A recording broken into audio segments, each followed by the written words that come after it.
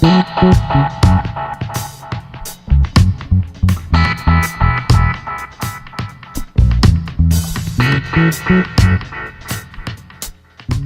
solutions pour l'officine. Il y a des moments où on se pose la question de savoir si l'idéal pour lequel on se bat a sa raison d'être et si notre combat n'est pas perdu d'avance. Est-il utile de se battre pour contribuer au développement de l'officine de notre pays et au bien-être de la population? Est-il utile de se battre pour sortir la pharmacie de l'impasse vers laquelle elle se dirige et offrir une véritable pharmacie aux générations futures? Par le passé, mon activité syndicale en tant qu'officinal s'est régulièrement heurtée aux analyses de mes camarades qui concluaient assez brutalement d'ailleurs, sur la base de leur expérience strictement personnelle, que des solutions de sortie de crise comme la mise en place de nouveaux services rémunérés en officine relevaient de l'irréalisable et la sentence tombée, cela ne peut pas marcher dans notre pays.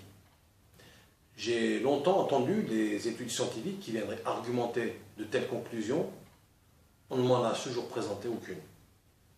Nombreux sont les pharmaciennes et les pharmaciens au sein du paradoxe de ce métier, alliant une activité commerciale à une activité de santé, qui restent soucieux d'offrir un service de qualité à leurs patients.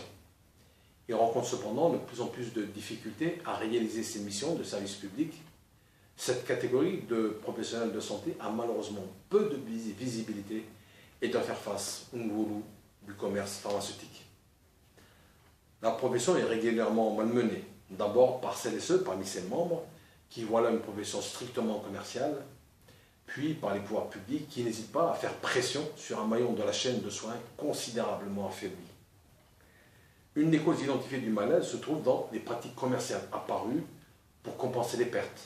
La baisse du pouvoir d'achat du pharmacien, en grande partie due aux marges qui n'ont pas été revues depuis 1998, une vingtaine d'années déjà, alors que l'inflation officielle a été de plus de 4% l'an. Le prix des consultations médicales a été multiplié par 5 et la marge du pharmacien a été dévalorisée de près de 16 points, passant de 38,5% à 22% au cours de cette période. En analysant les pratiques qui dénaturent cette noble et très utile profession, on s'aperçoit qu'elles sont en lien avec des activités commerciales fortement liées à la concurrence. On peut citer à titre d'exemple un certain nombre de pratiques condamnables, l'affichage multiple à chaque coin de rue pour indiquer la direction de la pharmacie, qui s'appelle désormais communication. La remise à titre gracieux de seringues lors de la vente de formes injectables s'apparente à des mesures d'accompagnement. Le non-encaissement du tarif de référence a son équivalent dans la réduction ou les soldes. Le tirage au sort de cartes Chifa pour un voyage au lieu saint est une opération de com. L'entente avec les médecins pour une orientation de clientèle est une convention commerciale. La pharmacie est une profession particulière qui a une mission de service public. Elle a une composante commerciale certes, qui n'enlève en rien la nécessité de l'acquisition de compétences pour la réalisation de l'art et le suivi des règles éthiques indispensables à l'indépendance de la profession pour la réalisation de ses missions. Toutes les opérations commerciales que nous venons de citer sont anti-déontologiques et passibles de traduction en conseil de discipline, avec comme sanction ultime la possible interdiction d'exercice.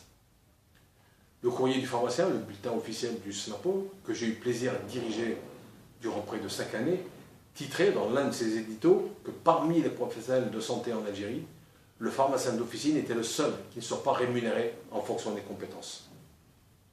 Cette approche n'a malheureusement jamais reçu d'écho favorable et n'a pas dépassé le stade de l'édito. Notre confrère Hassan de Constantine rapporte un nouvel événement particulièrement grave, celui d'une patiente atteinte de sclérose en plaques à qui le neurologue a prescrit de l'interféron et qui s'est vu offrir par un pharmacien commerçant un bon d'achat en produits cosmétiques de 5000 dinars contre sa fidélité. Comme si la qualité des soins s'achetait avec des lotions hydratantes. Cet exemple rapporte un flagrant délit d'abus de l'incrédulité de cette patiente qui doit certainement avoir plus besoin d'éducation thérapeutique que de shampoing.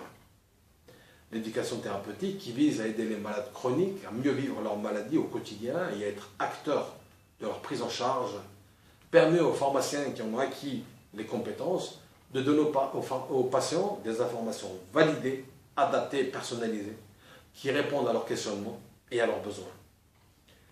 La possible apparition chez ces patients de divers troubles sensitifs, de l'équilibre visuel, urinaire, de troubles sexuels, du sommeil, de troubles orthopédiques, de troubles de l'humeur, méritent qu'on s'intéresse à eux différemment qu'avec des crèmes solaires. Un patient hypertendu aura certainement plus besoin d'une étude approfondie de sa pharmacothérapie pour une éventuelle réévaluation qui lui permettra d'éviter les complications que d'un coffret d'eau de toilette. Le vécu des patients, plus particulièrement les malades chroniques, ne peut se résumer qu'aux aspects physiques. La composante psychologique peut avoir un impact sur leur qualité de vie et de celle de leur entourage. Le pharmacien, par sa proximité et les compétences acquises, peut contribuer à construire la nécessaire relation de confiance pour optimiser les soins.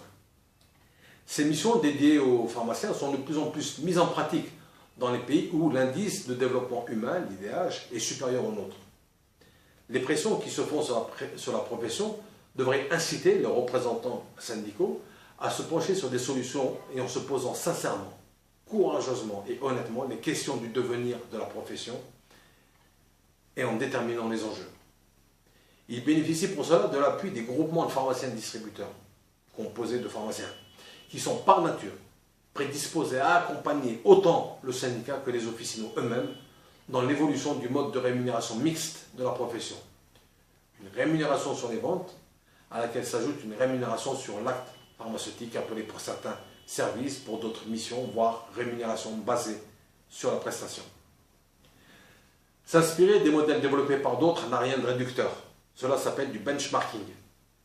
Il est utilisé par les entreprises de notre pays et a fait l'objet de nombreuses publications scientifiques nationales. Les Québécois, pharmaciens, à travers leur syndicat, la QPP, ont sollicité les chercheurs des universités pour la réalisation d'études d'impact qui mettent en avant la plus-value apportée par l'intervention des pharmaciens dans l'amélioration de la qualité de vie des patients. J'ai eu la chance de m'impliquer sérieusement depuis un certain nombre d'années sur la question des services rémunérés en pharmacie. J'ai constitué un certain nombre d'analyses documentées, dont une bonne partie a été publiée sur le site web du Conseil régional de l'Ordre des pharmaciens. Fort de ce capital, j'affirme la faisabilité du projet de rémunération des pharmaciens basé sur les prestations, avec des retombées positives autant pour la santé des concitoyens que pour les caisses de l'État, qui restent soucieux de préserver l'accès aux soins avec le meilleur coût.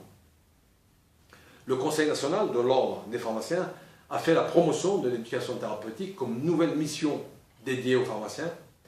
Celle-ci devrait figurer dans la future loi sanitaire comme premier pas décisif en attendant d'étoffer les missions avec les riches possibilités offertes dans le document OMS 2006 de l'élargissement de la pratique pharmaceutique.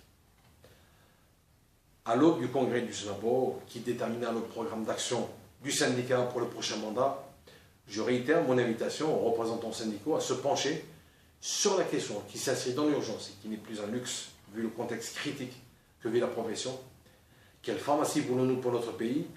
Une pharmacie dédiée aux soins ou une pharmacie dédiée au commerce?